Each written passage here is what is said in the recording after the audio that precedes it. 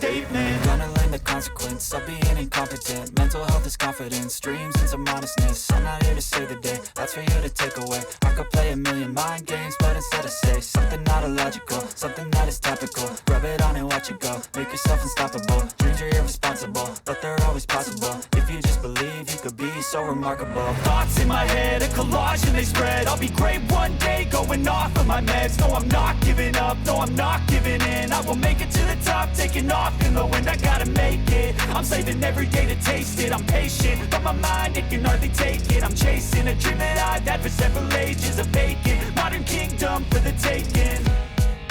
Now that I've been put through hell, I never got anyone's help. I had to do it all myself. I don't ever slow up, no I don't take shit. I got no love for the fakeness. If you wanna play tough and wanna hate this, I'll always show up and make a statement. I don't ever slow up, no I don't take shit. I got no love for the fakeness. Good day mga idol! Welcome back to my YouTube channel. And finally, nandito na nga po sa atin sa Pilipinas at nilaunch na sa Inside Racing Nation Bike Fest Show itong ating bagong 2023 X-Max 300. Again mga idol, subscribe kayo sa ating channel, like and follow nyo ako sa ating FB page, Instagram at TikTok. Boyet Salabaria po mga idol, supportahan nyo ako dyan. And ito nga pong ating X-Max 300, isa sa pinaka best selling model in terms of maxi scooter 300cc mga idol. Siya lang po talaga ang pinaka in demand din na unit ano. And syempre yung ating old model gaya nitong 2022 model na outgoing na as of today, wala na pong ganitong unit. Yan po ay syempre masasabi natin talagang napaka-successful.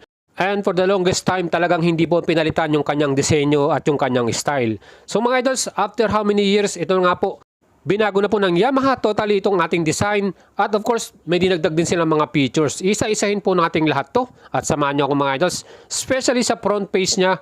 Kita naman po niya yung mukha niya. Ano? Ito napakaganda at talagang very aggressive ng style. At sa bagong model na X design na po ang ginawa nila para sa front face. Yung pinakamukha niyan, syempre mas sharp po yung itsura ng ating headlight. X design po ang ginawa nila dyan. At makikita natin na talagang laki po ng improvement. Siyempre, may mga idols natin na ayaw nila itong bagong style o mukha ng ating X-Max. At meron namang nagkakagusto dito sa bagong model style. Ang isa pa sa kanilang binago dyan, itong ating signal light. Before, nandyan sa may katawan, sa bandang baba. Yan na po ay nasa ibabaw na. Kasama na doon sa integrated, doon sa ating windshield. Ano. So yan po mga idols yung mga binago nila para dito sa ating new X-Max 300. Yan po ang ating isa pang nabago dyan, yung kanyang taillight design mga idol. Mas rounded yung bagong design, pero sa dating old nga ito, medyo sharp yung kanyang taillight na yan. Sa mga idols natin, siyempre itong ating bagong TFT color na panel. Yan po yung bago dito sa ating X-Max 300. At ang ating pong bagong price para sa ating X-Max 300 2023 model, 299,500 pesos na po ang bagong SRP. Para sa installment, ang ating minimum down payment, 59,402. At ang ating namang monthly payment, 1 year, 25,521. 2 years, 14,963 pesos. At 3 years, 11,572 pesos. Yan po yung mga installment quotation natin mga idols. Siyempre magkakaiba po yan sa mga ibang dealer. And dalawang kulay po yung pagpipili natin. Meron tayong green color at black color mga idols. Dalawa lang po yan para sa 2023 new model. Siyempre pagdating sa specs natin, displacement nito 292cc at yan po ay naka single cylinder with single overhead camshaft. 4 valves po ito at of course fuel injection at liquid cooling na rin. Meron po itong equipped na dual channel anti-lock braking system. Harap at likod natin ay pareho pong merong ABS. Siyempre meron ditong equipped na traction control.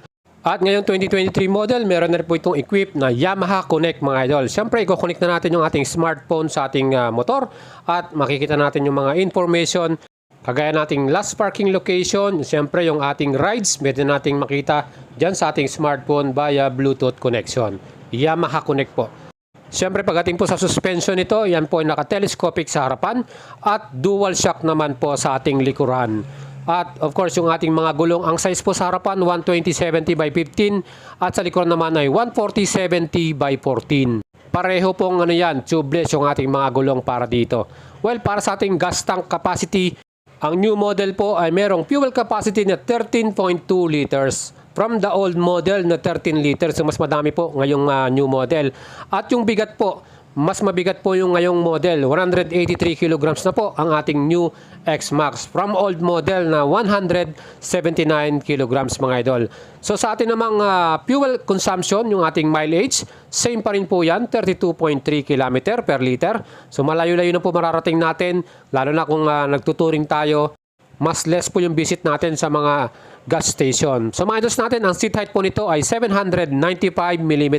Siyempre kung ang height mo yung mga 5'4", 5'5", tingkayad ka talaga dito. Pero sa mga idols natin na 5'7" pataas, medyo okay po ito sa inyo mga rides. At siyempre pagdating po sa comfort, itong ating bagong X-Max 300, yung kanyang bagong seat cover, panalo din mga idols, ibang klase din. At talagang two-tone ito. Siyempre meron tayong mas makapal na padding para dito talagang komportable.